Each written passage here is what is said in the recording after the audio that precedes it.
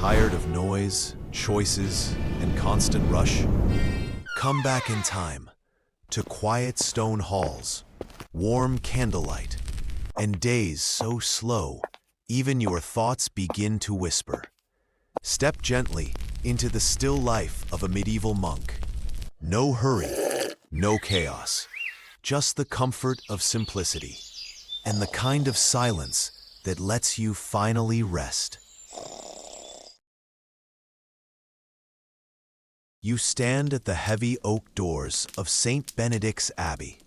The year is 1347, and the autumn mist clings gently to the stone walls around you. The monastery rises before you like a haven of peace, its weathered limestone blocks telling stories of centuries past. The porter, Brother Thomas, opens the door with a soft creak. His brown woolen habit rustles quietly as he steps aside. "Welcome," he whispers, his voice barely disturbing the sacred silence. You follow him through the doorway, leaving the world behind. The entrance hall is dim and cool, lit only by a single beeswax candle flickering in its iron sconce. The flame dances gently, casting warm shadows on the rough-hewn stone walls. You breathe in the familiar scents of the monastery, burning wood from the hearth, melted wax, and the faint fragrance of dried herbs hanging from the rafters. Your footsteps echo softly on the worn flagstones, each step taking you deeper into this world of quiet devotion. The stones beneath your feet have been polished smooth by countless monks who walked this path before you, their daily journeys to prayer, wearing gentle grooves in the ancient rock. Brother Thomas leads you through a narrow corridor. The walls are thick, built to last for generations. Small windows, no bigger than your hand, allow thin streams of golden afternoon light to filter in. These windows are set high in the walls, designed not for gazing out at the world, but for letting heaven's light shine down upon the faithful. You pass the chapter house, where the community gathers each morning to hear the rule of St. Benedict read aloud. Through the partially open door, you glimpse wooden benches arranged in perfect rows. Each bench worn smooth by the daily presence of brothers seeking wisdom and guidance. The air grows cooler as you move deeper into the monastery. The thick stone walls keep the interior at a steady, comfortable temperature, neither too warm nor too cold. This is by design, for the monks have learned that a body at peace helps quiet the restless mind. You pause at a small alcove, where a statue of St. Benedict stands in silent watch. The carved stone figure holds a book, representing the rule that governs all life within these walls. The rule speaks of moderation, of finding God in the ordinary moments of each day, of living simply and with purpose. Brother Thomas shows you to a wooden chest where you place your worldly possessions. The chest is made of sturdy oak, fitted with simple iron hinges that barely whisper when opened. Inside, you place your traveling clothes, your few personal items, the remnants of your life beyond these walls. In return, you receive the habit of a novice. The rough brown wool feels substantial in your hands, woven by the brothers themselves from sheep that graze in the monastery's meadows. The fabric smells of lanolin and fresh air, carrying with it the peaceful energy of the countryside. You slip the habit over your head. The coarse wool settles against your skin like a gentle embrace. The garment is loose and comfortable, designed for movement and work, yet simple enough to remind you that vanity has no place in this sacred space. Brother Thomas leads you to the dormitory, a long, narrow room with a vaulted ceiling that seems to reach toward heaven itself. Along each wall stand simple wooden beds, each with a straw-filled mattress and a single woolen blanket. The beds are spaced evenly, providing each brother with just enough space for rest and for private prayer. Your bed is near a small window. Through the thick glass, you can see the monastery garden, where neat rows of vegetables grow in the fading light. Cabbages and turnips, onions and leeks, herbs for cooking and healing, all tended by the brothers with the same devotion they bring to their prayers. The bell tower chimes softly, calling the community to Vespers, the evening prayer. You follow Brother Thomas down a stone staircase, worn smooth by centuries of use. The steps are shallow and wide, allowing for quiet, contemplative descent. The church is the heart of the monastery. Its soaring arches lift your eyes heavenward, while the thick pillars seem to anchor the building firmly to the earth. The altar is simple, a block of local stone covered with a white linen cloth. 2 candles burn steadily, their flames never wavering in the still air. The brothers file in silently, each taking his assigned place in the wooden choir stalls. The stalls are carved with simple patterns, leaves and vines that speak of God's creation, of the natural world that surrounds and sustains this holy place. You find your place among the novices. The wooden seat is worn smooth by countless hours of prayer and meditation. You run your fingers along the armrest, feeling the subtle depressions left by generations of faithful hands. The abbot enters last, his presence commanding yet gentle. He wears the same simple habit as all the brothers, but his bearing speaks of years devoted to wisdom and service. His hair is silver, his face lined with the peaceful expression of one who has found his purpose in life. The evening prayer begins. The brothers' voices join in ancient chant, their words rising and falling like gentle waves. The Latin phrases flow over you. Deus in adjutorium meum intende. O God, come to my assistance.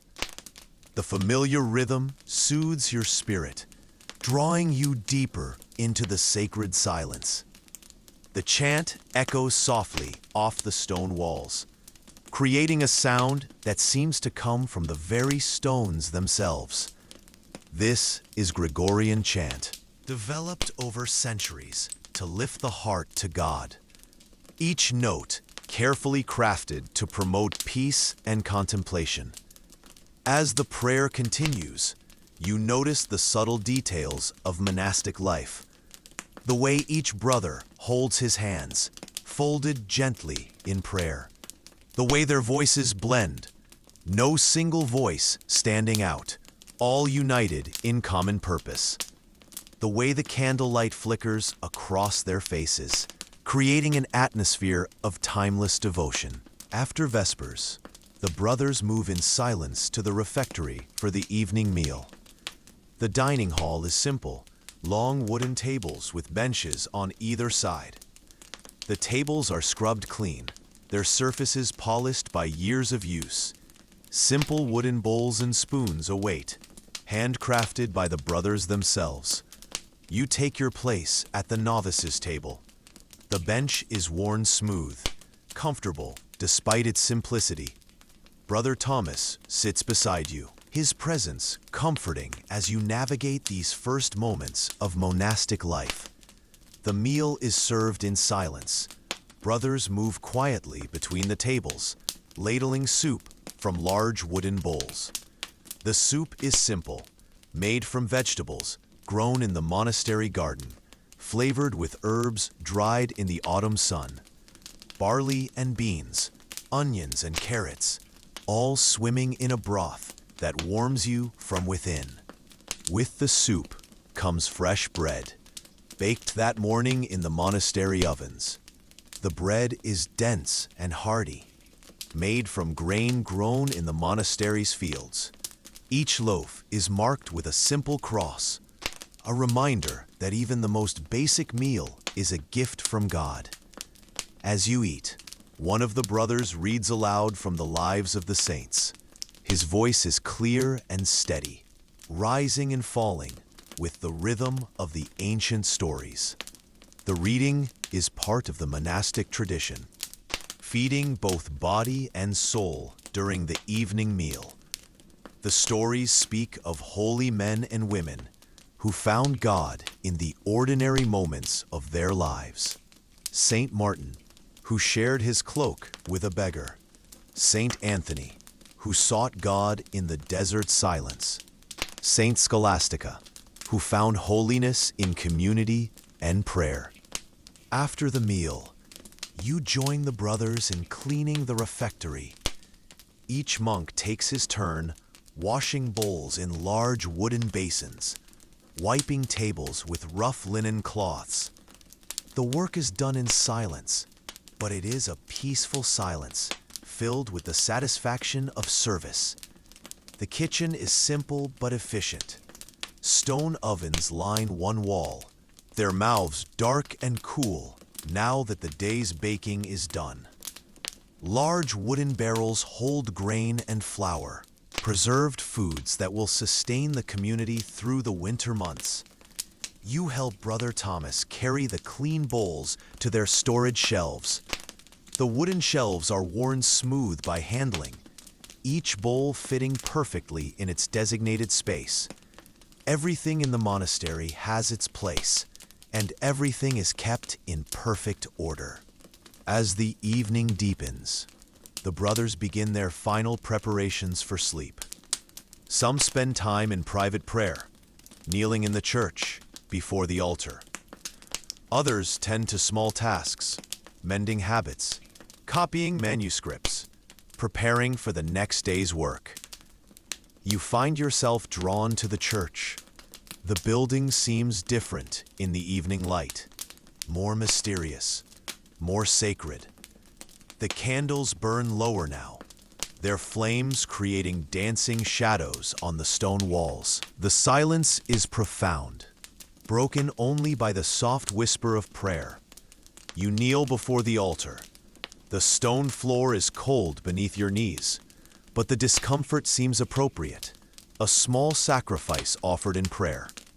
You close your eyes, feeling the weight of the day settling on your shoulders like a gentle blanket. The monastery around you breathes with quiet life, brothers moving softly through corridors, preparing for the night's rest.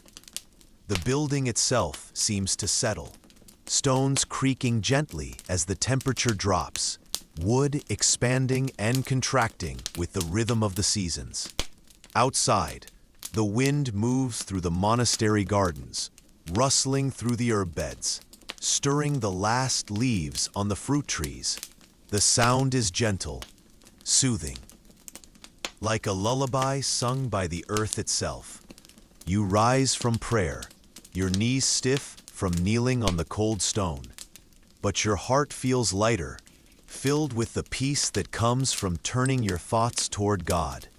You make your way back to the dormitory, following the familiar path through the monastery corridors. The dormitory is quiet. Most of the brothers have already settled into their beds. The room is lit by a single oil lamp, its flame burning steady and low. The light casts gentle shadows, making the space feel intimate and peaceful. You approach your bed.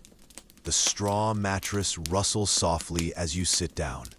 The woolen blanket is coarse but warm, woven from the wool of sheep that graze in the monastery's meadows. You pull the blanket up to your chin, feeling its weight settle over you, like a gentle embrace.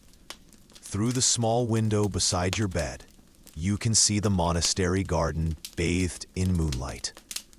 The neat rows of vegetables, the herb beds, the small orchard, all rest peacefully under the night sky.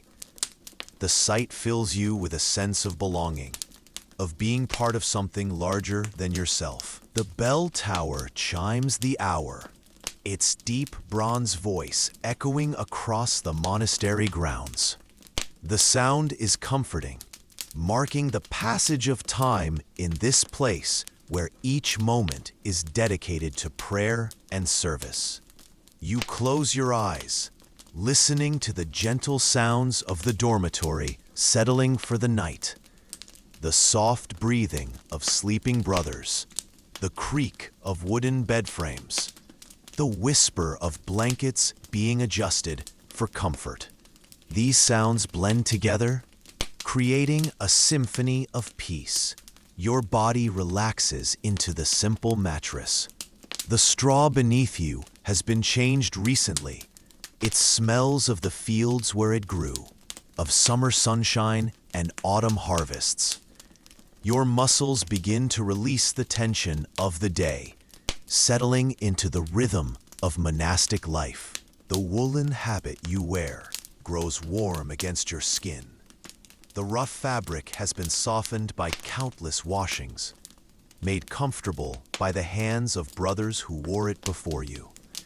You are part of a long tradition, a chain of faithful souls seeking God in the simplicity of daily life. As sleep begins to claim you, you think of the day ahead. The bell will ring before dawn, calling the community to the first prayer of the day.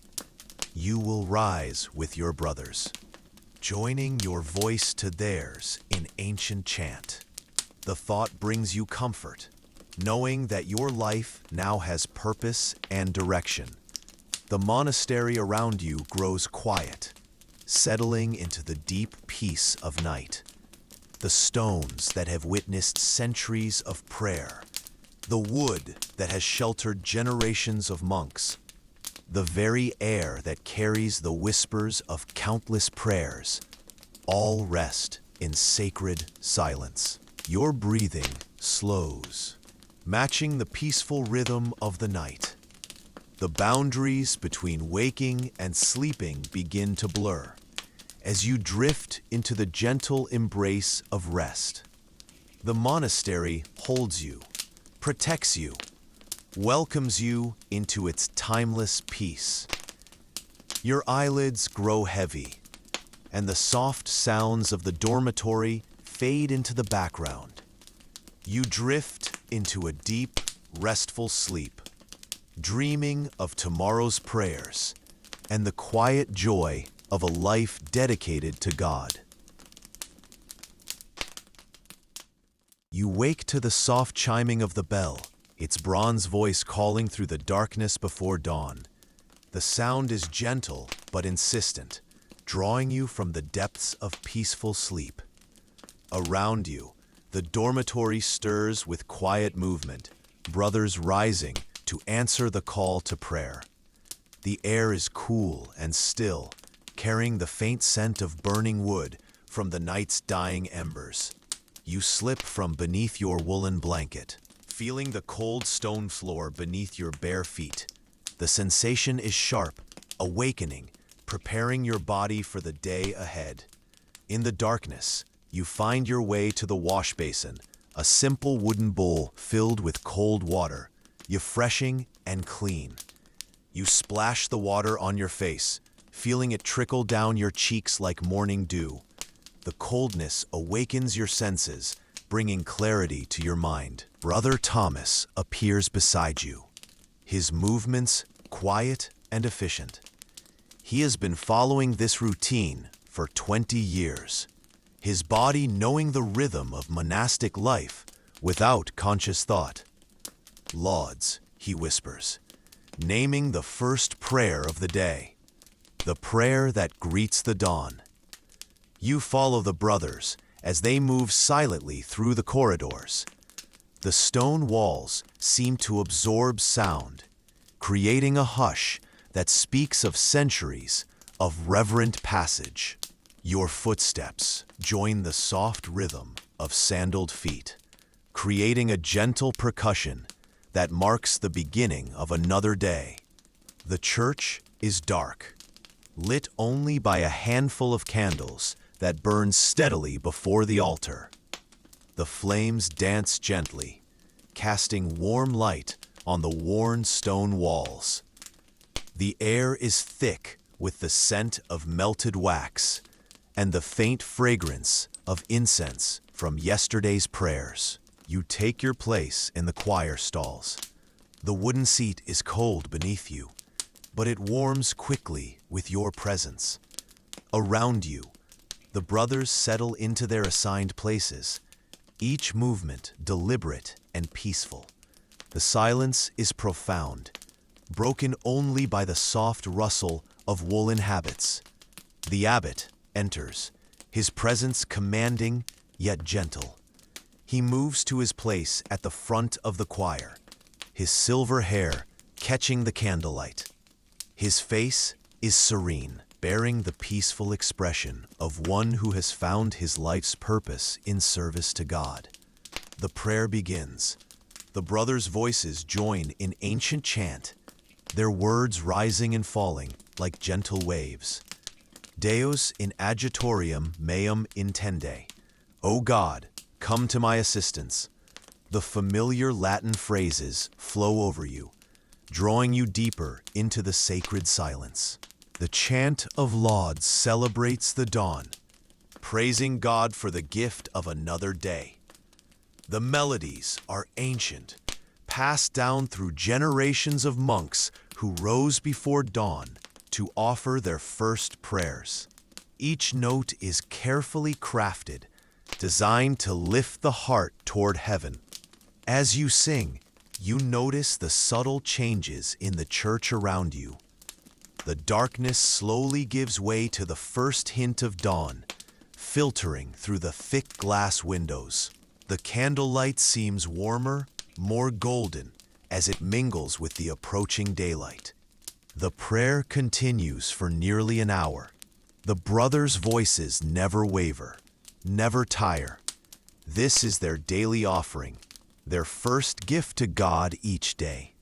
The chant creates a sense of timelessness, connecting you to the long tradition of monastic prayer. After lauds, the brothers move in silence to their morning tasks. Some return to the dormitory to make their beds and tidy their small spaces. Others go to the kitchen to prepare the morning meal. Still others move to the scriptorium, where they will spend the day copying manuscripts. You follow Brother Thomas to the kitchen. The room is already warm from the ovens, where bread has been baking since before dawn. The air is filled with the rich aroma of fresh bread, yeast and flour transformed by fire into nourishment for the community.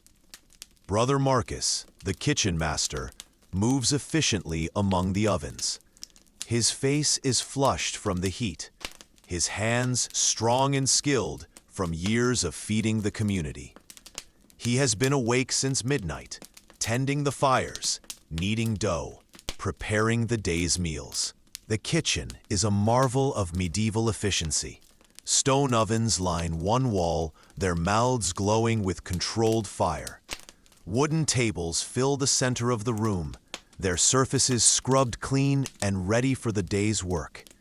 Iron pots hang from hooks, waiting to be filled with soup and stew. You help Brother Thomas carry baskets of fresh bread to the refectory. The loaves are still warm from the oven, their crusts golden and crisp. Each loaf is marked with a simple cross, a reminder that even the most basic food is a gift from God. The refectory is already prepared for the morning meal. Wooden bowls and spoons sit neatly at each place, waiting for the brothers to arrive. The tables are scrubbed clean, their surfaces polished by years of use. Simple wooden benches provide seating, worn smooth by countless meals. Brother Thomas shows you how to set out the morning meal. Porridge made from oats grown in the monastery fields. thick and nourishing and flavored with honey from the monastery's beehives. Fresh bread, still warm from the oven, and small portions of cheese made from the milk of the community's cows. The bell chimes again, calling the brothers to the morning meal. They file in silently, each taking his assigned place. The silence is not empty, but full of peaceful contemplation. This is the monastic way, finding God in the ordinary moments of daily life. The meal is eaten in silence, while one of the brothers reads aloud from the scriptures. His voice is clear and steady, rising and falling with the rhythm of the ancient words. The reading feeds both body and soul, nourishing the community in every way. You listen to the familiar stories, tales of faith and devotion that have inspired Christians for centuries. The words wash over you like gentle water, seeping into your consciousness, shaping your thoughts and prayers for the day ahead. The porridge is simple but satisfying, made from oats that the brothers harvested themselves. The grains are cooked slowly until they become creamy and smooth. A small portion of honey adds sweetness.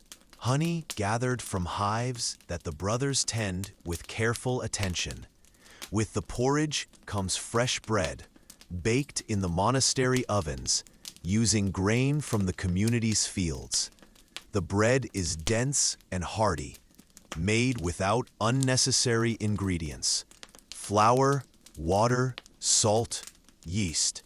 The basic elements transformed by skill and fire into daily nourishment. After the meal, you join the brothers in cleaning the refectory. Each monk takes his turn, washing bowls in large wooden basins, wiping tables with rough linen cloths. The work is done in silence, but it is a peaceful silence, filled with the satisfaction of service. The morning tasks continue. The monastery runs on the labor of its members, each brother contributing according to his abilities.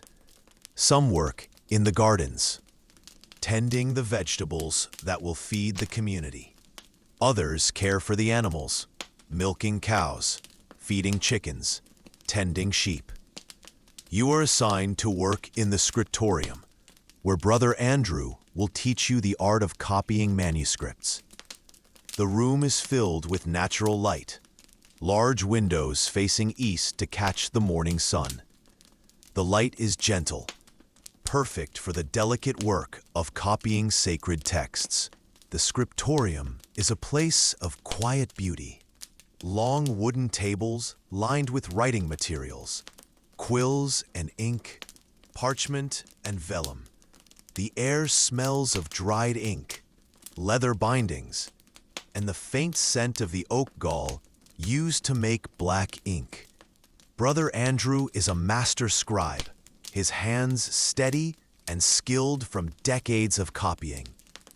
He shows you how to hold the quill, how to dip it in ink, how to form the letters with precision and care. His voice is soft, patient, filled with love for the written word.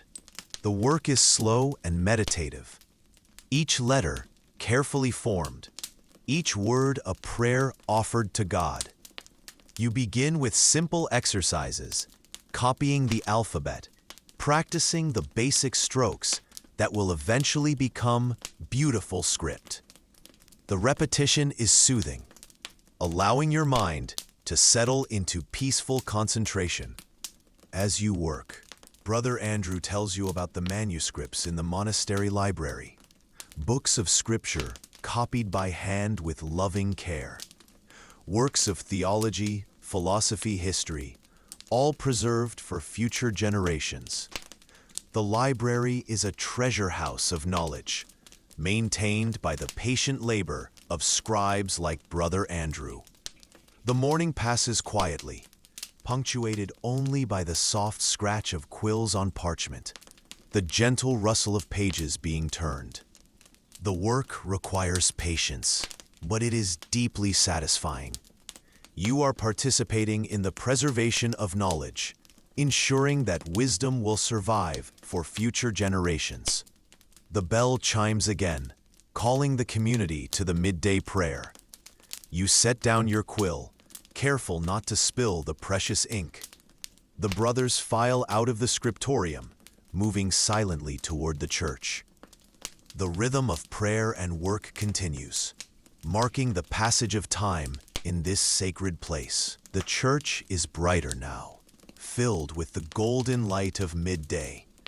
The prayer is shorter than the morning service, but no less reverent. The brothers' voices join in familiar chant, their words rising toward the vaulted ceiling.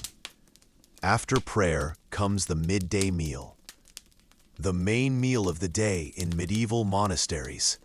The brothers gather in the refectory, where the tables are set with simple wooden bowls and spoons.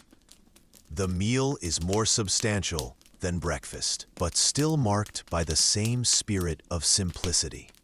Today's meal begins with soup, made from vegetables grown in the monastery garden, onions and carrots, cabbage and turnips, all simmered together in a broth flavored with herbs. The soup is thick and nourishing, providing energy for the afternoon's work. With the soup comes fresh bread and a small portion of cheese made from the milk of the monastery's cows. The cheese is simple, white and mild, aged in the cool cellars beneath the monastery. It provides protein and richness, balancing the vegetarian meal. The brothers eat in silence, while one of their number reads aloud from the lives of the saints. Today's reading tells the story of Saint Benedict, the founder of the monastic rule that governs this community. His life is an example of devotion and service, inspiring the brothers in their own spiritual journey. After the meal, there is a brief period of rest. The brothers retire to their cells or to quiet corners of the monastery, where they can rest their bodies and minds. This is not idle time, but a necessary pause in the day's rhythm, allowing for reflection and quiet prayer. You find yourself drawn to the monastery garden, where neat rows of vegetables grow in the afternoon sun. The garden is a place of beauty and productivity, where the brothers grow much of their own food: cabbages and turnips, onions and leeks, herbs for cooking and healing, all tended with the same devotion brought to prayer. The garden is laid out in careful rows, each plant given the space it needs to grow. The soil is rich and dark, enriched by years of careful composting. The brothers have learned to work with nature, not against it, creating a sustainable system that feeds the community year after year. Brother Francis, the garden master, moves among the plants with gentle care. His hands are stained with earth, his face weathered by years of outdoor work. He shows you how to identify the different plants, how to tell when vegetables are ready for harvest, how to prepare the soil for the next season's crops. The work is peaceful, meditative in its repetition. You pull weeds from between the rows, your hands becoming familiar with the texture of soil and plant.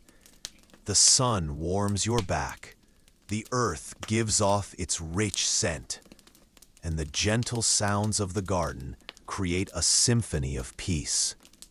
As you work, Brother Francis tells you about the monastery's relationship with the land. The community has been here for over 2 centuries, learning to work with the seasons, to respect the natural cycles of growth and rest. The garden is not just a source of food, but a place of prayer and contemplation. The afternoon passes quietly. marked by the gentle rhythm of garden work. The sun moves across the sky, casting changing shadows among the rows of vegetables. The work continues, weeding. The bell chimes again, calling the community to vespers, the evening prayer. You straighten your back, feeling the satisfying ache of honest work. Your hands are stained with earth, your habit dusted with soil, but your heart is peaceful.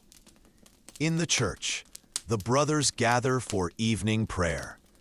The light is golden now, filtering through the windows in long, slanting rays. The candles burn steadily, their flames dancing in the gentle evening breeze. The air is thick with the scent of incense and the faint fragrance of the garden herbs that cling to your habit. The prayer of Vespers is particularly beautiful. The brothers' voices join in ancient chant, their words rising and falling like gentle waves.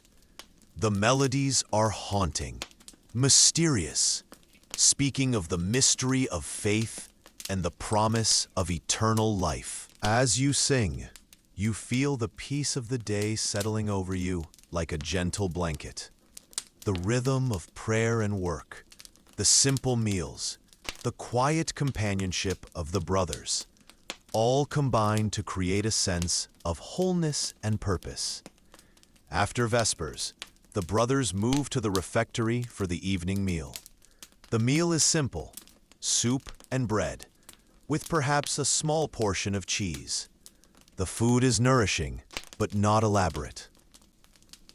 Chosen for its ability to sustain the body without exciting the senses, the evening meal is eaten in silence, while one of the brothers reads aloud from the scriptures.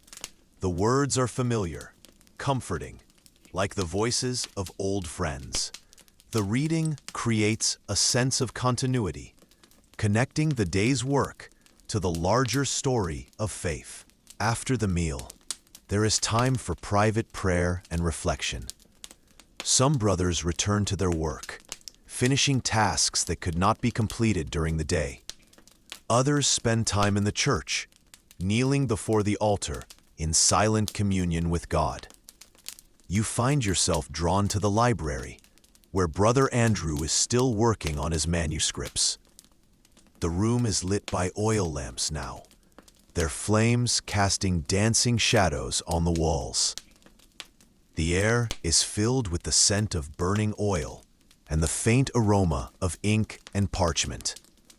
Brother Andrew looks up from his work, his eyes bright with the joy of creation. He is copying a psalm, each letter carefully formed, each word a prayer offered to God. The work is slow, painstaking, but deeply satisfying. He is preserving the Word of God for future generations. You sit quietly beside him, watching as he works. The quill moves across the parchment, leaving behind trails of black ink that form into words, sentences, paragraphs. The text is beautiful, the letters perfectly formed, the lines straight and even. The evening grows later, and the brothers begin their preparations for sleep. Some spend time in private prayer. Others tend to small tasks, mending habits, preparing for the next day's work. The monastery settles into the quiet rhythm of evening. You make your way to the dormitory, where your bed waits with its simple mattress and woolen blanket. The room is quiet, lit by a single oil lamp that burns steadily near the door. The other brothers are already settling into their beds, preparing for the night's rest. You sit on the edge of your bed, feeling the events of the day settling in your memory. The prayers, the work, the simple meals, the quiet companionship of the brothers, all combine to create a sense of peace and purpose. The bell chimes the hour, its bronze voice echoing across the monastery grounds. The sound is comforting, marking the passage of time in this place where each moment is dedicated to prayer and service. You slip beneath your woolen blanket, feeling its familiar weight settle over you. Through the small window beside your bed, you can see the monastery garden bathed in moonlight. The neat rows of vegetables, the herb beds, the small orchard, all rest peacefully under the night sky. The sight fills you with gratitude for the day's work, for the community's care, for the simple beauty of this life. Your body relaxes into the familiar rhythm of evening rest. The straw mattress rustles softly beneath you. The woolen blanket grows warm against your skin. The sounds of the dormitory settling for the night create a gentle symphony of peace. You close your eyes, listening to the quiet sounds of the monastery at rest. The soft breathing of sleeping brothers, the creak of wooden bed frames, the whisper of wind through the corridors. These sounds blend together, creating a lullaby that draws you deeper into peace. Your mind reviews the day's events, the prayers, the work, the simple pleasures of community life. Each moment seems precious, filled with meaning and purpose. This is the monastic way, finding God in the ordinary moments of daily life. The monastery around you breathes with quiet life. The stones that have witnessed centuries of prayer, the wood that has sheltered generations of monks, the very air that carries the whispers of countless prayers, all rest in sacred silence. Your breathing slows, matching the peaceful rhythm of the night. The day's work is done. The evening prayers are complete. The community rests in the embrace of God's peace. You feel yourself becoming part of this timeless rhythm, this ancient dance of prayer and rest. Your eyelids grow heavy, and the gentle sounds of the dormitory fade into the background. You drift into a deep, restful sleep, dreaming of tomorrow's prayers and the quiet joy of a life lived in service to God. As you work, Brother Andrew tells you about the manuscripts in the monastery library, books of scripture copied by hand with loving care, works of theology, philosophy, history, all preserved for future generations. The library is a treasure house of knowledge, maintained by the patient labor of scribes like Brother Andrew. The morning passes quietly, punctuated only by the soft scratch of quills on parchment, the gentle rustle of pages being turned. The work requires patience, but it is deeply satisfying. You are participating in the preservation of knowledge, ensuring that wisdom will survive for future generations. The bell chimes again, calling the community to the midday prayer. You set down your quill, careful not to spill the precious ink. The brothers file out of the scriptorium, moving silently toward the church. The rhythm of prayer and work continues, marking the passage of time in this sacred place. The church is brighter now, filled with the golden light of midday. The prayer is shorter than the morning service, but no less reverent. The brothers' voices join in familiar chant, their words rising toward the vaulted ceiling. After prayer comes the midday meal, the main meal of the day in medieval monasteries. The brothers gather in the refectory, where the tables are set with simple wooden bowls and spoons. The meal is more substantial than breakfast, but still marked by the same spirit of simplicity. Today's meal begins with soup, made from vegetables grown in the monastery garden, onions and carrots, cabbage and turnips, all simmered together in a broth flavored with herbs. The soup is thick and nourishing, providing energy for the afternoon's work. With the soup comes fresh bread and a small portion of cheese made from the milk of the monastery's cows. The cheese is simple, white and mild, aged in the cool cellars beneath the monastery. It provides protein and richness, balancing the vegetarian meal. The brothers eat in silence, while one of their number reads aloud from the lives of the saints. Today's reading tells the story of Saint Benedict, the founder of the monastic rule that governs this community. His life is an example of devotion and service, inspiring the brothers in their own spiritual journey. After the meal, there is a brief period of rest. The brothers retire to their cells or to quiet corners of the monastery, where they can rest their bodies and minds. This is not idle time, but a necessary pause in the day's rhythm, allowing for reflection and quiet prayer. You find yourself drawn to the monastery garden, where neat rows of vegetables grow in the afternoon sun. The garden is a place of beauty and productivity, where the brothers grow much of their own food: cabbages and turnips, onions and leeks, herbs for cooking and healing, all tended with the same devotion brought to prayer. The garden is laid out in careful rows, each plant given the space it needs to grow. The soil is rich and dark, enriched by years of careful composting. The brothers have learned to work with nature, not against it, creating a sustainable system that feeds the community year after year. Brother Francis, the garden master, moves among the plants with gentle care. His hands are stained with earth, his face weathered by years of outdoor work. He shows you how to identify the different plants, how to tell when vegetables are ready for harvest, how to prepare the soil for the next season's crops.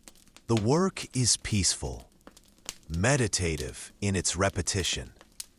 You pull weeds from between the rows, your hands becoming familiar with the texture of soil and plant.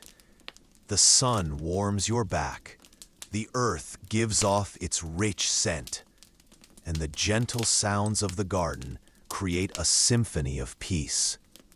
As you work, Brother Francis tells you about the monastery's relationship with the land. The community has been here for over 2 centuries, learning to work with the seasons, to respect the natural cycles of growth and rest. The garden is not just a source of food, but a place of prayer and contemplation. The afternoon passes quietly, marked by the gentle rhythm of garden work. The sun moves across the sky, casting changing shadows among the rows of vegetables. The work continues, weeding. The bell chimes again, calling the community to vespers, the evening prayer. You straighten your back, feeling the satisfying ache of honest work. Your hands are stained with earth, your habit dusted with soil, but your heart is peaceful. In the church, the brothers gather for evening prayer. The light is golden now, filtering through the windows in long, slanting rays. The candles burn steadily, their flames dancing in the gentle evening breeze. The air is thick with the scent of incense and the faint fragrance of the garden herbs that cling to your habit. The prayer of Vespers is particularly beautiful. The brothers' voices join in ancient chant, their words rising and falling like gentle waves. The melodies are haunting, mysterious, speaking of the mystery of faith and the promise of eternal life. As you sing, you feel the peace of the day settling over you, like a gentle blanket. The rhythm of prayer and work, the simple meals, the quiet companionship of the brothers, all combine to create a sense of wholeness and purpose. After Vespers, the brothers move to the refectory for the evening meal. The meal is simple, soup and bread, with perhaps a small portion of cheese. The food is nourishing, but not elaborate. Chosen for its ability to sustain the body without exciting the senses, the evening meal is eaten in silence, while one of the brothers reads aloud from the scriptures. The words are familiar, comforting, like the voices of old friends. The reading creates a sense of continuity, connecting the day's work to the larger story of faith. After the meal, there is time for private prayer and reflection. Some brothers return to their work, finishing tasks that could not be completed during the day. Others spend time in the church, kneeling before the altar in silent communion with God. You find yourself drawn to the library, where Brother Andrew is still working on his manuscripts. The room is lit by oil lamps now, their flames casting dancing shadows on the walls. The air is filled with the scent of burning oil and the faint aroma of ink and parchment. Brother Andrew looks up from his work, his eyes bright with the joy of creation. He is copying a psalm, each letter carefully formed, each word a prayer offered to God. The work is slow, painstaking, but deeply satisfying. He is preserving the Word of God for future generations. You sit quietly beside him, watching as he works. The quill moves across the parchment, leaving behind trails of black ink that form into words, sentences, paragraphs. The text is beautiful, the letters perfectly formed, the lines straight and even. The evening grows later, and the brothers begin their preparations for sleep. Some spend time in private prayer.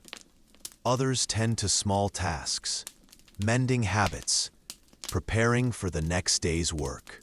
The monastery settles into the quiet rhythm of evening. You make your way to the dormitory, where your bed waits with its simple mattress and woolen blanket. The room is quiet, lit by a single oil lamp that burns steadily near the door.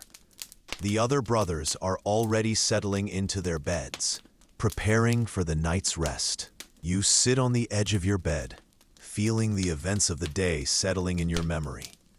The prayers, the work, the simple meals, the quiet companionship of the brothers, all combine to create a sense of peace and purpose. The bell chimes the hour, its bronze voice echoing across the monastery grounds. The sound is comforting, marking the passage of time in this place where each moment is dedicated to prayer and service. You slip beneath your woolen blanket, feeling its familiar weight settle over you.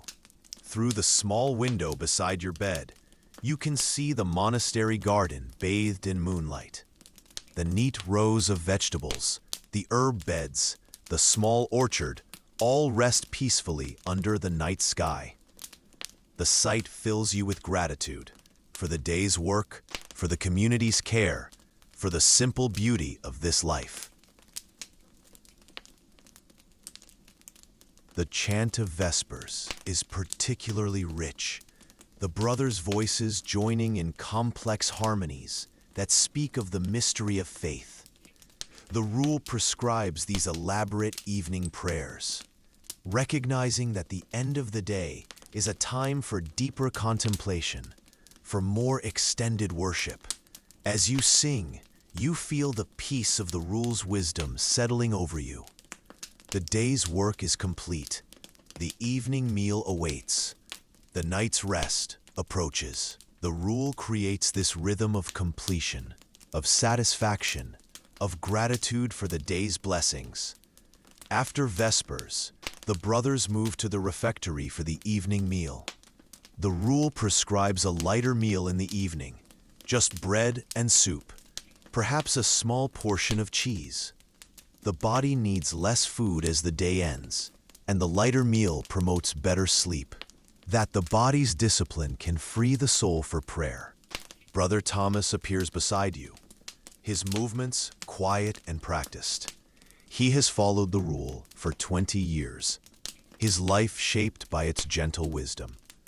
The rule teaches us to rise swiftly, he whispers, without delay or complaint. His words carry the weight of long experience, the peace that comes from surrendering one's will to God. You move with the other brothers toward the wash basins. The cold water is a shock to your system, but also a blessing. The rule encourages simplicity in all things, including the morning washing. No warm water, no elaborate preparations, just the basic cleansing that prepares the body for prayer. As you wash, you remember the words of Saint Benedict about the dormitory. Let the beds be examined frequently by the abbot, the rule states, lest anything be found that should not be there. This is not cruelty, but care, ensuring that the brothers remain focused on their spiritual journey. The brothers move in silence toward the church, their footsteps creating a soft rhythm on the stone floors. The rule prescribes this silence, not as punishment, but as a way of creating space for God to speak. In the quiet, the heart learns to listen, the soul learns to pray. You take your place in the choir stalls. The wooden seat is worn smooth by generations of monks who have sat here before you. The rule assigns each brother his specific place, not to create hierarchy, but to ensure order and peace. When everyone knows their place, there is no confusion, no distraction from prayer. The abbot enters, his presence commanding yet gentle. The rule gives him authority over the community, but it also binds him to serve the brothers with humility and love.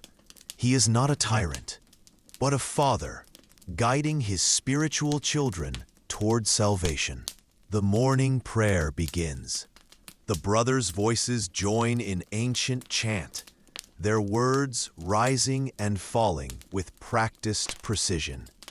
The rule prescribes the exact prayers for each hour of the day, creating a rhythm of worship that sanctifies every moment. 7 times a day, the rule states, I will praise you for your righteous laws. As you sing, you feel the power of the rule's wisdom. The prescribed prayers are not random, but carefully chosen to guide the soul through the spiritual journey of each day. The morning prayers celebrate God's mercy. The evening prayers ask for protection through the night. Each prayer has its purpose, its place in the divine order. After lauds, the brothers move to their assigned tasks. The rule assigns work to every brother, not as punishment, but as a way of serving God through service to the community. Idleness, the rule states, is the enemy of the soul. Work becomes prayer, labor becomes worship. You follow Brother Thomas to the scriptorium, where you will spend the morning copying manuscripts. The rule highly values the work of writing, considering it a form of prayer. The scribes who copy the sacred texts, Brother Thomas explains, are doing the work of God, preserving His word for future generations. The scriptorium is arranged according to the rule's principles. Everything in its proper place, every tool clean and ready for use. The rule teaches that order in external things leads to order in the soul. The neat rows of desks, the carefully arranged supplies, the quiet atmosphere, all contribute to the sacred work of copying. Brother Andrew greets you with a gentle nod. His silence is not unfriendly, but obedient. The rule prescribes periods of strict silence, when the brothers may speak only of necessity. These times of quiet allow the soul to rest, to listen for God's voice in the stillness. You begin your work copying the familiar letters of the Latin alphabet. The rule teaches that all work should be done with care and attention, as if offering a gift to God. Each letter you form is a prayer, each word a testament to your devotion. The slow, meditative pace allows for deep contemplation. The morning passes in peaceful silence, broken only by the soft scratch of quills on parchment. The rule creates this atmosphere of quiet productivity, where work and prayer blend together seamlessly. You find yourself entering a state of deep peace, your mind focused entirely on the task at hand. The bell chimes, calling the brothers to the next prayer. The rule divides the day into precise periods, each with its own purpose and character. The regularity creates a sense of security, a framework within which the soul can grow and flourish. You set down your quill, careful not to spill the precious ink. In the church, the brothers gather for terce, the third hour prayer. The rule prescribes this prayer to mark the middle of the morning, a time to pause and remember God's presence in the midst of work. The chant is brief but beautiful, the brothers' voices joining in familiar harmony. The rule teaches that these regular prayers are the foundation of monastic life. Nothing, St. Benedict writes, is to be preferred to the work of God. The work of God, the Opus Dei, refers to the daily cycle of prayer that sanctifies every hour. Work may be interrupted for prayer, but prayer is never interrupted for work. After terce, you return to the scriptorium, where Brother Andrew continues his patient instruction. The rule emphasizes the importance of learning, of growing in wisdom and understanding.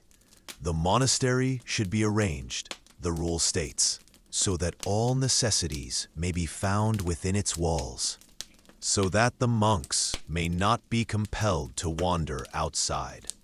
This self-sufficiency extends to education. The monastery must be able to teach its own members, to preserve and transmit knowledge. Brother Andrew embodies this principle, his years of study and practice making him a living library of scribal wisdom. He shows you how to prepare the parchment, how to mix ink, how to sharpen quills. The work requires patience, a virtue that the rule cultivates in every aspect of monastic life. Let all things be done with measure, St. Benedict writes, and at the proper time. There is no rushing in the monastery, no urgency except the urgency of prayer. Everything has its season, its proper moment. As you work, Brother Andrew explains the rules governing the scriptorium. No unnecessary talking, no wasting of materials, no careless work that might damage the precious manuscripts. These restrictions are not harsh, but protective, ensuring that the sacred texts are. The rule governs even the smallest details of daily life. The way you hold your pen, the posture you maintain while writing, the care you take with the monastery's property. Let all the utensils of the monastery be treated as if they were the sacred vessels of the altar. The rule teaches, everything belongs to God and must be treated with corresponding respect. The morning work continues, punctuated by the gentle chiming of the bell for sext, the 6th hour prayer. The rule creates this rhythm of work and prayer, ensuring that neither dominates the other. The brothers file quietly to the church, their movements orderly and reverent. The midday prayer is brief, acknowledging God's presence at the height of the day. The rule prescribes shorter prayers during the working hours, longer prayers at dawn and evening, when the community can gather for extended worship. This balance shows the rule's practical wisdom, its understanding of human nature and needs, drinking only water or weak ale with their meals. During the meal, one brother reads aloud from the scriptures. The rule prescribes this practice, ensuring that the brothers are fed spiritually as well as physically. The reader stands at a wooden lectern, his voice clear and steady, rising and falling with the rhythm of the sacred text. The rule governs even the manner of eating. No unnecessary noise, no reaching across the table, no complaints about the food. These restrictions create an atmosphere of peace and gratitude, turning the simple meal into a form of prayer. You eat slowly, savoring each bite, grateful for the community's care. After the meal, the rule prescribes a brief period of rest. This is not laziness, but wisdom, recognizing that the body needs time to digest and restore itself. The brothers may lie down in their cells or sit quietly in the garden, but they must not engage in unnecessary activity. The afternoon passes peacefully, marked by the rhythm of kitchen work. The rule creates this atmosphere of purposeful activity, where every task contributes to the community's well-being. The fires burn steadily, the soup simmers gently, the bread bakes in the stone ovens. The bell chimes for vespers, the evening prayer that marks the end of the working day. The rule prescribes this prayer as a time of thanksgiving, a moment to reflect on the day's blessings and to prepare for the night's rest. You help Brother Marcus secure the kitchen, banking the fires, cleaning the work surfaces. In the church, the brothers gather for the most beautiful prayer of the day. The rule assigns special importance to Vespers, calling it the lamp-lighting prayer. The golden light of evening streams through the windows, mingling with the warm glow of candles to create an atmosphere of sacred beauty. The work is harder than copying manuscripts, but equally sacred. The rule teaches that all honest labor is pleasing to God, that serving the brothers' physical needs is as important as copying sacred texts. You find peace in the simple tasks, chopping vegetables, stirring soup, tending the ovens. The rule governs the kitchen's operation, the times for cooking, the portions to be served, the cleanliness required for food preparation. These regulations ensure that the community is well fed, that no one suffers from hunger or poor nutrition. The kitchen becomes a place of prayer through service. As you work, Brother Marcus explains the rule's teaching about food. Meat is forbidden except for the sick, reflecting the rule's emphasis on simplicity and self-discipline. The brothers eat fish occasionally, but most meals are based on vegetables, grains, and dairy products. This diet is healthy, economical, and spiritually beneficial.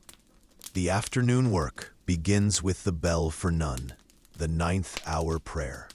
The rule prescribes this prayer to mark the transition from rest to labor, from contemplation to action. The brothers gather briefly in the church, their voices joining in familiar chant before returning to their tasks. You are assigned to work in the kitchen, helping Brother Marcus prepare the evening meal. The rule assigns kitchen duty to all brothers in rotation, teaching humility and service. Let the brothers serve each other, Saint Benedict writes, so that no one may be excused from kitchen work except by reason of sickness. The kitchen work is governed by the rule's principles. Everything done with care and attention, nothing wasted, no complaints about the assigned tasks. Brother Marcus shows you how to prepare vegetables, how to tend the fires, how to serve the community with love and dedication. You wake to the familiar sound of the bell, its bronze voice calling through the darkness before dawn. But tonight, something is different. The bell rings not once, but 3 times, calling the brothers to vigils, the night prayer that divides sleep into 2 peaceful periods. Around you, the dormitory stirs with the quiet movement of brothers rising for this sacred hour. The great silence that began after Compline continues. The brothers move like gentle shadows through the corridors, their footsteps muffled by centuries of practice. The silence is not empty, but full of prayer, full of God's presence, full of the accumulated devotion of countless generations. You slip from your bed, feeling the familiar cold of the stone floor beneath your feet. The sensation is sharp in the darkness, awakening your senses for this most sacred of prayers. The night air is cool and still, carrying the faint scent of burning wood from the banked fires that keep the monastery warm. Brother Thomas appears beside you, his face barely visible in the dim light of the oil lamp that burns constantly in the dormitory. He nods silently, his eyes speaking the words that the great silence forbids. His presence is comforting, a reminder that you are not alone in this journey of faith. You follow the brothers as they move silently through the monastery corridors. The stone walls seem to absorb sound, creating a hush that speaks of centuries of reverent passage. The darkness is profound, broken only by the occasional oil lamp that burns in wall niches, casting dancing shadows on the worn stones. The church is darker than you have ever seen it, lit only by a handful of candles before the altar. The flames burn steadily, their light creating a worn pool of illumination in the vast darkness. The silence is so complete that you can hear your own heartbeat, your own breathing, the gentle rustle of woolen habits. You take your place in the choir stalls. The wooden seat is cold and hard, but it feels like a throne in this sacred moment. Around you, the brothers settle into their assigned places, each movement deliberate and reverent. The silence stretches, profound and holy, connecting you to the mystery of God's presence. The abbot enters, his presence commanding even in the darkness. He moves to his place at the front of the choir, his silver hair catching the candlelight. He pauses for a moment, letting the silence deepen, allowing the brothers to prepare their hearts for the most sacred prayer of the day. The prayer begins. The brothers' voices join in ancient chant, their words rising and falling like gentle waves in the darkness. The melodies are haunting, mysterious, speaking of the mystery of faith that finds its deepest expression in the night hours. O God, come to my assistance. O Lord, make haste to help me. The chant of vigils is longer than the day prayers, more complex, more meditative. The brothers sing the entire night portion of the Psalms, their voices weaving together in harmonies that seem to come from another world. The darkness amplifies the sound, making it seem as if the very stones are singing. As you sing, you feel the profound peace of this sacred hour. The world sleeps, but the monastery wakes, keeping vigil, maintaining the eternal prayer that connects earth to heaven. This is the heart of monastic life, the willingness to rise in the darkness, to offer praise when the world is silent. The Psalms for vigils speak of God's faithfulness through the night, of His protection during the dark hours, of the hope that comes with dawn. My soul waits for the Lord, more than watchmen wait for the morning. The brothers sing, their voices filled with longing and trust. The prayer continues for over an hour. The brothers' voices never wavering, never tiring. This is their gift to God, their offering of time and energy when the body craves sleep, when the darkness seems complete. The chant creates a sense of timelessness, connecting you to the eternal worship of heaven. Between the psalms, there are readings from the scriptures, the lector's voice clear and steady in the darkness. Tonight's reading is from the book of Isaiah, speaking of God's light shining in the darkness, of his promise to guide his people through the night. The words seem particularly appropriate, especially meaningful in this sacred hour. The reading tells of God's faithfulness to his people, of his promise to be with them in times of trouble, of the light that shines in the darkness and cannot be overcome. The words wash over you like gentle water, seeping into your consciousness, filling you with hope and peace. After the reading, the brothers return to chant, their voices joining in the ancient melodies that have sanctified the night hours for over 1,000 years. The music seems to transform the darkness, making it not a time of fear, but a time of intimacy with God, a time of deepest prayer. As the prayer continues, you become aware of the profound silence that surrounds the monastery. The world sleeps, but this small community keeps watch, maintaining the eternal prayer that connects earth to heaven. You feel privileged to be part of this sacred vigil, this offering of praise in the darkness. The prayer of vigils slowly comes to an end, the brothers' voices joining in a final psalm of praise. The darkness begins to lift, not from the approaching dawn, but from the light of prayer that has filled the church. The candles burn brighter, or perhaps your eyes have adjusted to their gentle glow. After vigils, the brothers do not return to bed immediately. Instead, they remain in the church for private prayer, kneeling before the altar in silent communion with God. The great silence continues, but it is filled with the whispered prayers of individual hearts, each brother pursuing his own conversation with the divine. You kneel on the cold stone floor, feeling the discomfort as a small offering to God. The silence around you is profound, but it is not empty. You can sense the presence of your brothers, their hearts united in prayer, even as their voices remain silent. The darkness becomes a place of intimacy, of closeness to God. Your private prayer flows naturally from the communal chant.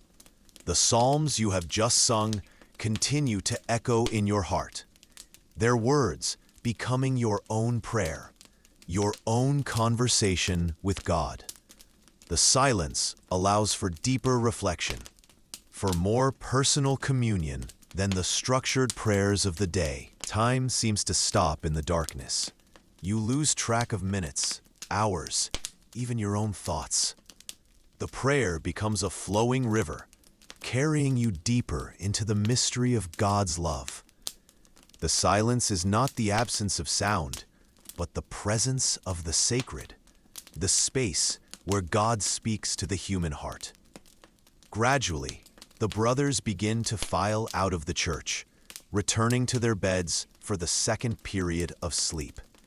The great silence continues, their movements careful and reverent. You follow Brother Thomas back to the dormitory, your heart still filled with the peace of the night prayer. The dormitory is darker now. The oil lamp burns lower, casting longer shadows across the rows of beds. The brothers settle back into their simple beds, pulling their woolen blankets around them. The silence is complete, but it's a comfortable silence. The silence of a community united in prayer. You lie down on your bed, feeling the familiar comfort of the straw mattress. But something has changed. The night prayer has deepened your sense of peace, connected you more firmly to the rhythm of monastic life. The silence is no longer strange, but welcome, a gift that allows the soul to rest completely. The second sleep is deeper, more restful than the first. Your body has been awakened by prayer. Your soul has been nourished by communion with God. The darkness is no longer empty, but full of the presence of the sacred, full of the accumulated prayer of centuries. You wake again to the bell calling for lauds, the morning prayer that greets the dawn. But this time, the waking is different. Your body is rested. Your spirit is refreshed. Your heart is prepared for the day's service. The night prayer has worked its ancient magic, preparing you for whatever the day may bring. The morning routine begins again, but with a deeper sense of peace. The cold water for washing, the simple breakfast, the assigned work, all seem touched by the grace of the night prayer. The silence continues to surround you, but it is no longer a restriction. It is a blessing. In the scriptorium, you return to your work of copying manuscripts. But today, the silence seems to enhance your concentration, to deepen your focus on the sacred task. The scratch of the quill on parchment becomes a form of prayer. Each letter, a meditation. Each word, a conversation with God. Brother Andrew works beside you, his presence comforting in the shared silence. His movements are peaceful, efficient, filled with the quiet joy of one who has found his purpose in life. The years of silent work have shaped him, made him a living example of the monastic ideal. The morning prayers punctuate the work, terse, sext, none, each calling the brothers to pause in their labor and turn their hearts toward God. The silence is broken only by the chant, the ancient melodies that sanctify each hour of the day. The prayers seem more meaningful after the night vigil, more deeply felt. During terce, the third hour prayer, you notice how the silence has changed the quality of the chant. The brothers' voices seem more unified, more harmonious, as if the shared experience of the night prayer has drawn them closer together. The silence has not separated them, but united them in a deeper way. The work continues in peaceful quiet, the scriptorium filled with the gentle sounds of careful labor. Quills scratching on parchment, pages turning, the soft rustle of manuscripts being moved. These small sounds seem amplified in the silence, but they are not disturbing, they are soothing. Like the sound of rain on the roof. The midday meal is eaten in the usual silence, but today the quiet seems more profound. The brothers eat slowly, meditatively, each bite a prayer of thanksgiving. The reading from the scriptures seems to penetrate deeper, to speak more directly to the heart. The silence has prepared the soul to receive God's word. After the meal, you spend the rest period in the cloister, walking slowly among the stone arches. The silence continues, but it is filled with the gentle sounds of the monastery garden. Bees humming among the flowers, birds singing in the fruit trees, the soft rustle of wind through the herb beds. The afternoon work begins with the prayer of none. the brothers gathering briefly in the church before returning to their tasks. Today you are assigned to work in the garden, helping Brother Francis tend the vegetables that feed the community. The outdoor work is a welcome change, but the silence continues. Working in the garden, you discover new dimensions of the monastic silence. The sounds of nature seem amplified. The buzz of insects, the chirping of birds, the gentle rustle of wind through the plants. But there is also a deeper silence, the silence of the earth itself, the quiet presence of God in creation. Brother Francis works beside you, his movements efficient and peaceful. He communicates through gestures, pointing to the plants that need attention, showing you how to distinguish between weeds and vegetables. The silence does not hinder the work, but enhances it, creating a meditative atmosphere that turns labor into prayer. The afternoon passes peacefully, marked by the gentle rhythm of garden work. The sun moves across the sky, casting changing shadows among the rows of vegetables. The silence allows you to become aware of subtle changes, the way light shifts, the way plants respond to the warmth, way the earth smells different as the day progresses. The bell chimes for vespers, calling the brothers to the evening prayer. You straighten your back, feeling the satisfying ache of honest work. Your hands are stained with earth, your habit dusted with soil, but your heart is peaceful. The silence has transformed the work into worship.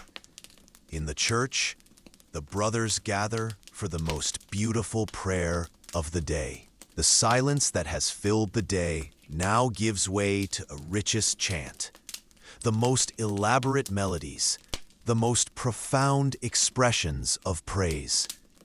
The contrast makes the music seem even more beautiful, more meaningful. The chant of Vespers fills the church with sound, but it is sound that grows from silence, sound that enhances rather than breaks the sacred quiet. The brothers' voices join in complex harmonies, their words rising toward the vaulted ceiling, their prayers ascending like incense to heaven. As you sing, you feel the profound peace of a day spent in silence and prayer. The work has been completed. The prayers have been offered. The silence has done its work of deepening your connection to God. The evening prayer becomes a celebration, a thanksgiving for the gift of this sacred life. After Vespers, the evening meal is eaten in the usual silence. But tonight, the quiet seems more profound, more meaningful. The brothers eat slowly, gratefully, each bite a prayer of thanksgiving. The silence has taught them to receive each gift with appreciation, to find God in the simplest pleasures. The evening activities continue in silence. Private prayer in the church, quiet work in the cells, gentle walking in the cloister. The silence is no longer a rule to be followed, but a gift to be received, a space where the soul can rest and grow. As the day ends, you prepare for Compline, the final prayer that will conclude another day of silence and prayer. The brothers gather in the church, their faces peaceful in the candlelight. The silence has done its work, creating unity, deepening faith, preparing hearts for rest. The prayer of Compline is particularly beautiful tonight. The brothers' voices joining in the ancient chant that has concluded monastic days for over 1,000 years. The silence gives way to music, but it is music that comes from silence, music that will return to silence, music that makes the quiet more profound. After Compline, the great silence begins again. The brothers file out of the church, their movements careful and reverent. The silence that has filled the day now deepens, preparing the community for the night's rest in the dormitory. You prepare for sleep in the familiar silence. The brothers move quietly among their beds, their preparations for rest as reverent as their preparations for prayer. The silence is complete, but it is not empty. It is full of the presence of God, full of the accumulated prayer of the day. You lie down on your simple bed, feeling the familiar comfort of the straw mattress and woolen blanket. The silence surrounds you like a gentle embrace, protecting you from the noise of the world, creating a sacred space where the soul can rest completely. The monastery settles into the profound quiet of the great silence. The stones that have witnessed centuries of prayer, the wood that has sheltered generations of monks, the very air that carries the whispers of countless prayers, all rest in the sacred quiet that prepares for tomorrow's worship. Your body relaxes into the familiar rhythm of monastic rest. The silence has become part of your breathing, part of your heartbeat, part of your very being. The day's prayer flows into the night's rest. The soul's work gives way to the body's restoration. The sacred silence holds all in perfect peace. You close your eyes, feeling the weight of the day's silence settling over you like a gentle blanket. The quiet is not the absence of sound, but the presence of the sacred, the space where God speaks to the human heart in whispers too soft for words. Your breathing slows, matching the peaceful rhythm of the great silence. The silence has become a prayer, a conversation with God that needs no words, a communion that transcends speech. You feel yourself becoming part of the eternal quiet, the sacred silence that connects earth to heaven. Your eyelids grow heavy, and the profound silence of the dormitory embraces you. You drift into a deep, restful sleep, held by the silence's wisdom, protected by the community's prayer, safe in the arms of God's eternal peace. You wake to the sound of winter wind, whistling through the monastery corridors like a voice from another world. The bell has not yet rung, but the cold has drawn you from sleep, seeping through the thick stone walls, reminding you that December has settled over the abbey like a heavy blanket of ice and snow.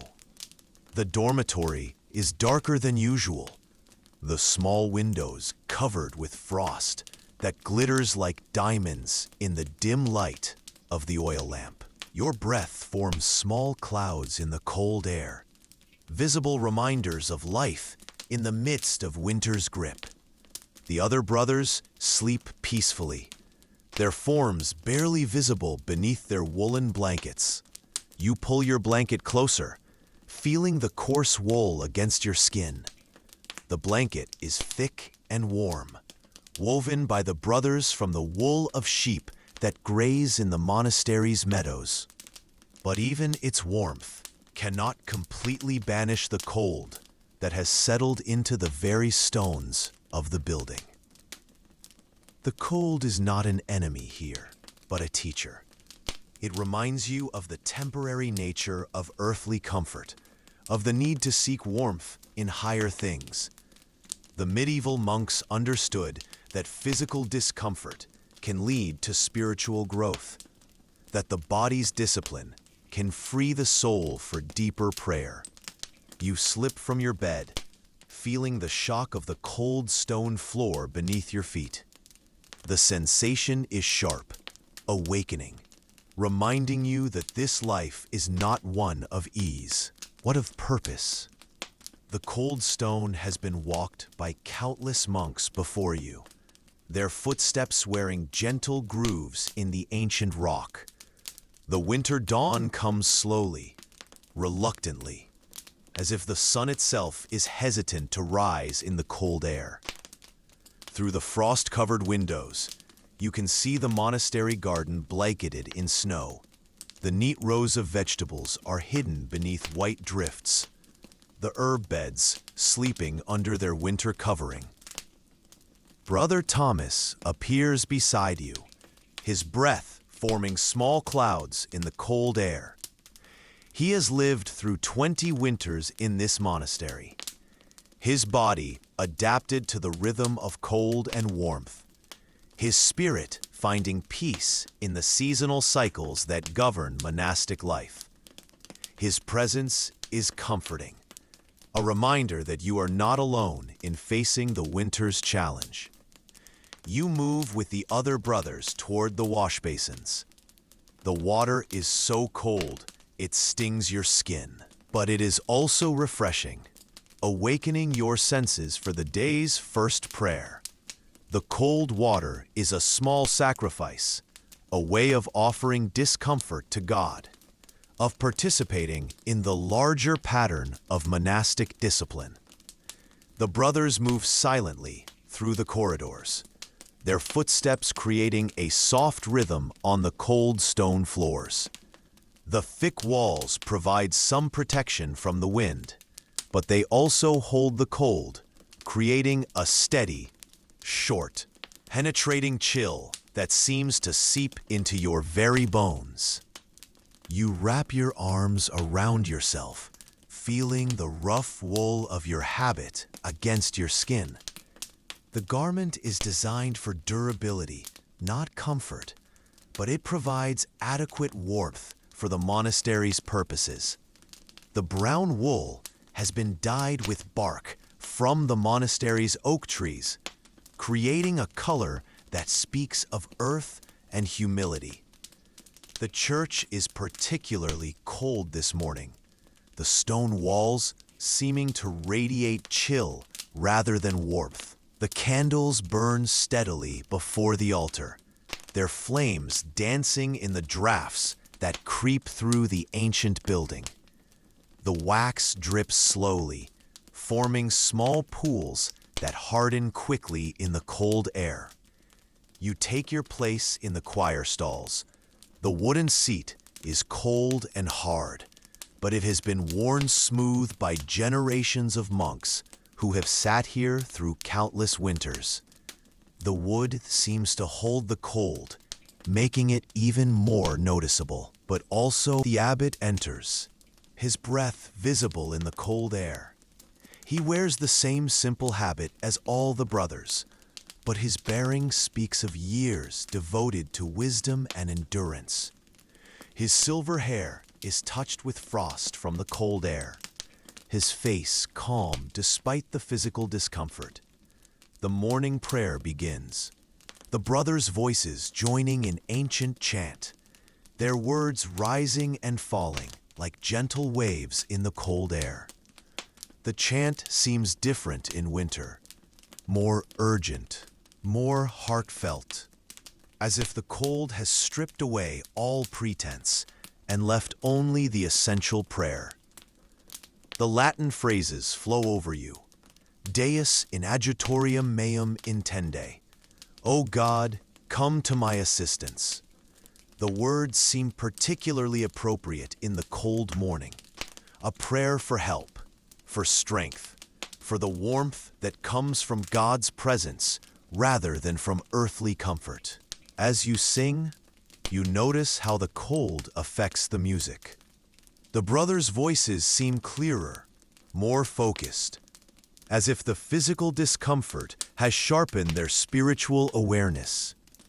The chant echoes off the stone walls, creating a sound that seems to come from the very stones themselves. The prayer of lauds celebrates the dawn, but this winter dawn is gray and cold, the sun hidden behind thick clouds. The celebration is an act of faith, a declaration that God's light shines even in the darkest, coldest moments. The brothers' voices rise with confidence, despite the physical challenge. After lauds, the brothers move to their morning tasks. The cold makes every movement more deliberate, more careful. The monastery operates on the same schedule regardless of weather. But winter requires additional effort, additional discipline, additional faith. You follow Brother Thomas to the scriptorium, hoping to find some warmth in the room where manuscripts are copied. But the scriptorium is kept deliberately cool to prevent the ink from drying too quickly, to preserve the precious parchment from the damage that heat can cause. The writing materials are cold to the touch, the quills brittle, the ink thick and slow flowing. Brother Andrew shows you how to warm the ink slightly, holding the small container close to a candle flame for just a moment, until the liquid flows more freely across the parchment. The illuminated manuscript you are copying today depicts the Nativity, appropriate for this December season. The gold leaf seems to capture what little light filters through the frost-covered windows, creating tiny pools of warmth on the cold parchment. Your fingers are stiff with cold, but the work requires precision, patience, devotion. You spend the morning hours in quiet concentration. The only sounds the soft scratch of quills on parchment, the gentle breathing of the other scribes, the distant whisper of wind through the monastery walls. The cold makes you more aware of each small comfort, the warmth of the candle, the shelter of the thick walls, the companionship of silent brothers. At midday, the bell calls the community to sext, the prayer that marks the middle of the day. The brothers move slowly through the cold corridors, their movements economical, conserving energy and warmth. The midday prayer is shorter than the others, but no less meaningful. A brief pause to remember God's presence in the midst of winter's challenge. After sext, you join the brothers for the midday meal. The refectory is warmer than other parts of the monastery, heated by the kitchen fires, but even here your breath is visible in the cold air. The meal is simple, bread and soup, but the warm food brings comfort to bodies chilled by the morning's cold. The soup is made from vegetables preserved from the autumn harvest, carrots and onions, herbs dried in the monastery's herb garden. The broth is seasoned with salt from the monastery's own salt pans, created by the brothers who understand that even the most basic necessities require patient work and prayer. You eat in silence, as is the custom, but the shared warmth of the meal creates a sense of communion among the brothers. The hot soup warms your hands as you hold the wooden bowl, the steam rising gently, carrying the scent of herbs and vegetables, reminding you of the earth's abundance, even in winter's grip. The afternoon brings work in the monastery's workshop, where the brothers make candles for the long winter nights. The work is warming, involving the melting of beeswax, the dipping of wicks, the careful formation of each candle. The beeswax comes from the monastery's own hives, tended by Brother Francis, who speaks to the bees as if they were old friends. The process of candle making is meditative. The rhythmic dipping of wicks into warm wax, the patient building of each candle, layer by layer, until it reaches the proper thickness. The workshop smells of honey and wax, sweet scents that seem to carry the memory of summer flowers, of bees working in sunny meadows. Brother Benedict explains the importance of candles in monastic life, how they provide light for reading, warmth for cold hands, a focus for prayer and meditation. Each candle is a small offering, a way of bringing light into the darkness, of creating warmth in the cold, of participating in God's gift of illumination. As the afternoon wears on, the winter darkness begins to gather. The short December days mean that darkness comes early, requiring careful use of the candles that provide the monastery's only light. The brothers move through the corridors with practiced efficiency, knowing exactly where each turn and step will take them, even in the dim light. The call to Vespers brings the community together once more as the winter darkness settles over the monastery. The evening prayer is particularly beautiful in winter, when the contrast between the cold darkness outside and the warm light of candles inside creates a sense of refuge, of sanctuary, of spiritual warmth. The ancient words of the Magnificat echo through the cold church. My soul magnifies the Lord, and my spirit rejoices in God my Savior. The prayer seems to take on deeper meaning in winter, when the need for God's light is most apparent, when the physical darkness mirrors the spiritual darkness that all souls must traverse. After Vespers, the brothers gather for the evening meal.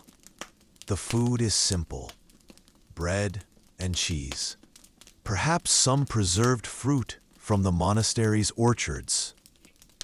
But the meal is warm, and the presence of the community provides comfort against the cold night that is approaching.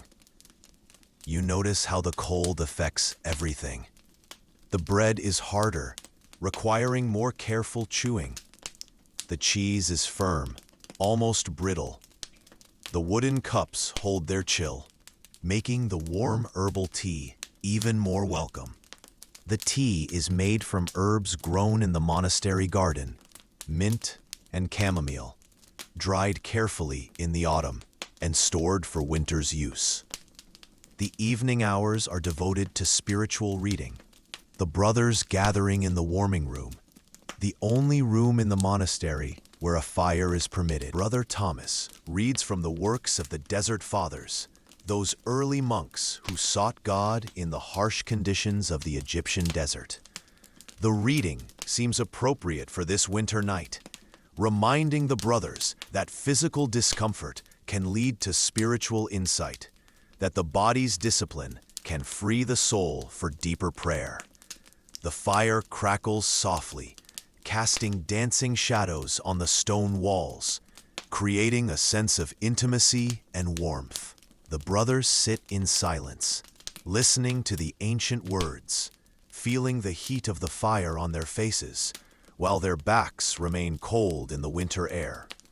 You find yourself thinking about the paradox of monastic life, how the seeking of discomfort can lead to a deeper comfort, how the acceptance of cold can warm the soul, how the discipline of the body can free the spirit for flight. The fire's warmth is pleasant, but it is temporary, while the inner warmth of prayer and contemplation is eternal. As the evening progresses, the brothers gradually return to their cells, carrying small oil lamps to light their way through the dark corridors. The lamps cast small circles of light, creating moving pools of warmth in the cold darkness, reminding you that even the smallest light can push back the darkness. Your cell is particularly cold tonight, the stone walls seeming to radiate chill, the small window covered with frost that glitters in the lamplight. The cell is sparse, containing only a narrow bed, a wooden crucifix, and a small shelf for your few possessions.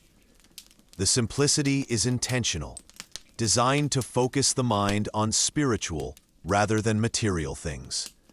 You prepare for bed slowly, the cold making every movement deliberate.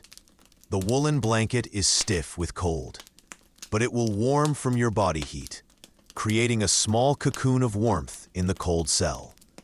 The mattress is thin, filled with straw that crackles softly as you settle onto it. You extinguish the lamp, and darkness fills the cell. The darkness is complete, profound, wrapping around you like a cold blanket. But gradually, your eyes adjust, and you can see the faint outline of the window, the frost patterns catching what little light filters through the winter night. The cold seems more intense in the darkness, pressing against you from all sides, seeping through the blanket, finding every gap in your defenses. But you have learned to accept the cold, to see it as a teacher, a reminder of the temporary nature of earthly comfort.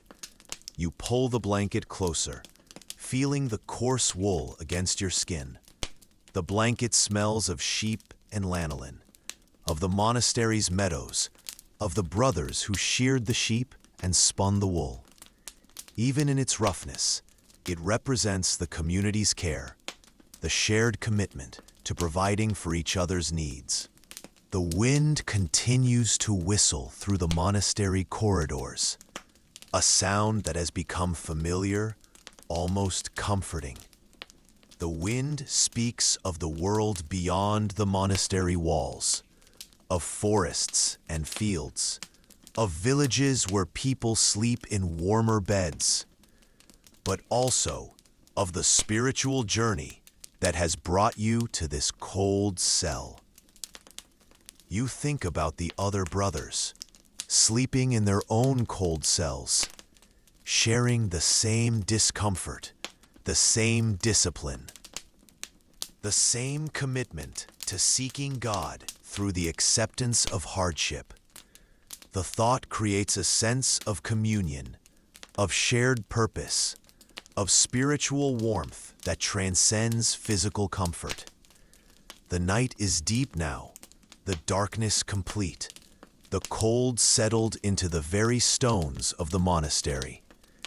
But gradually, your body warms the small space beneath the blanket, creating a cocoon of comfort that makes sleep possible. The warmth is precious, earned through patience and endurance. Your breathing slows, becomes deeper, more regular. The cold air enters your lungs, sharp and clean, reminding you with each breath of the winter night that surrounds you. But the rhythm of breathing is soothing, a natural prayer, a connection to the breath of life that sustains all creation. These sounds create a gentle rhythm, a nighttime symphony that speaks of life continuing, of the community's vigilance, of the prayers that continue even in sleep. You feel your body relaxing, the tension of the cold day slowly releasing, your muscles warming beneath the woolen blanket. The hard mattress seems softer now, your body adapting to its support, finding comfort in simplicity, rest in discipline. The frost on the window glitters faintly, like stars brought close to earth, reminding you of the vast night sky beyond the monastery walls. The stars are distant, cold, but they are also constant, reliable, markers of God's presence in the darkness. They shine the same light on kings and peasants, on monks and merchants, on all who seek their way through the darkness. Your thoughts begin to drift, floating like snowflakes in the cold air, settling gently into the deeper places of the mind. The day's prayers return to you, fragments of Latin, ancient words that have comforted countless souls through countless cold nights. The words seem to have their own warmth, their own light, their own power to comfort and sustain. The cold is still present, but it no longer dominates your awareness. It has become part of the night's rhythm, part of the monastery's ancient pattern, part of the spiritual discipline that shapes every aspect of monastic life. You have learned to find warmth in acceptance, comfort in surrender, peace in the embrace of hardship. Sleep begins to approach, gentle and inevitable, like the darkness that has filled your cell. Your eyelids grow heavy, weighted with the day's accumulation of prayer and work, of cold and warmth, of solitude and community. The transition from waking to sleeping is gradual, peaceful, natural. The monastery settles into its nighttime rhythm, the brothers sleeping in their cold cells, the building itself resting after the day's activities, the prayers continuing in the hearts of those who have dedicated their lives to seeking God in all things. The cold night wraps around the monastery like a blessing, a reminder of the temporary nature of earthly things. Your breathing becomes deeper, more regular, synchronized with the ancient rhythm of the monastery's life. The cold air flows gently through your lungs, carrying away the day's tensions, the day's concerns, the day's small struggles with discomfort and discipline. The woolen blanket holds your body's warmth, creating a small sanctuary of comfort in the cold cell. The warmth is precious, earned through patience, sustained through faith, shared in spirit with all the brothers who sleep through this same cold night. Sleep comes slowly, naturally, like the gentle settling of snow on the monastery grounds. Your mind releases its hold on the day's activities, the day's prayers, the day's small victories over cold and discomfort. The transition is peaceful, welcomed, part of the eternal rhythm of rest and activity, of darkness and light. The cold night continues its vigil, but you are no longer aware of its presence.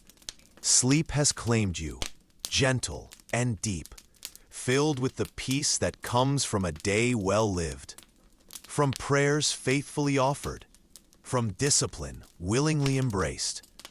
The monastery sleeps around you, its ancient stones holding the dreams of generations of monks who have found warmth in the cold, light in the darkness, peace in the storm. Your breathing slows to the rhythm of deep sleep, your body warm beneath the woolen blanket, your spirit at rest in the cold cell that has become a sanctuary, a place of peace, a doorway to dreams filled with the light of stars, the warmth of divine love, the eternal spring that blooms in the heart of winter. The winter night holds the monastery in its cold embrace. But within that embrace, sleep brings its own warmth, its own light, its own peace.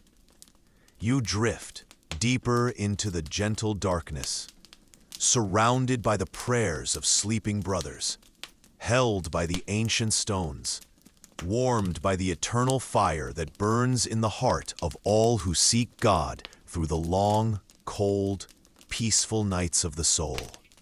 Your eyelids grow heavy, and the winter wind whispers softly through the monastery corridors. Like a lullaby from another world, you drift into a deep, restful sleep, surrounded by the peace of the monastery, the warmth of community, the eternal light that shines in the darkness of winter nights.